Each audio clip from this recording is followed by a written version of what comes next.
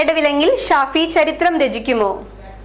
എല്ലാവിധ ലാബ് ടെസ്റ്റുകൾക്കും MHL smart labs, Dubai road, Eriyad, Bahadur mall, Kara and Manoos properties, Asmabi college.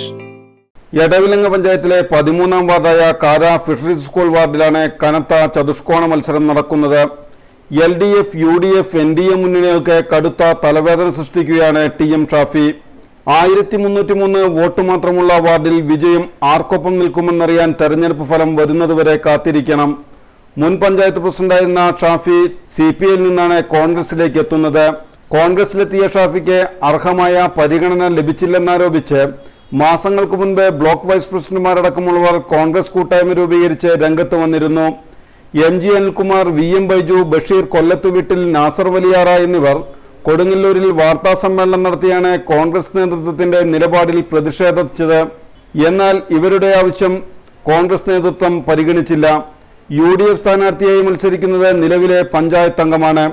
Mobile ചിഹ്നത്തിൽ മത്സരിക്കുന്ന TM ഷാഫിയുടെ പോസ്റ്ററിൽ പക്ഷമില്ല, ഇനി ജനപക്ഷം മാത്രമാണെന്നാണ് ആലേഖനം ചെയ്തിരിക്കുന്നത്. ചതുഷ്കോണ മത്സരത്തിൽ ജനം ആരെ പുണരുമെന്നത് കണ്ടറിയണം.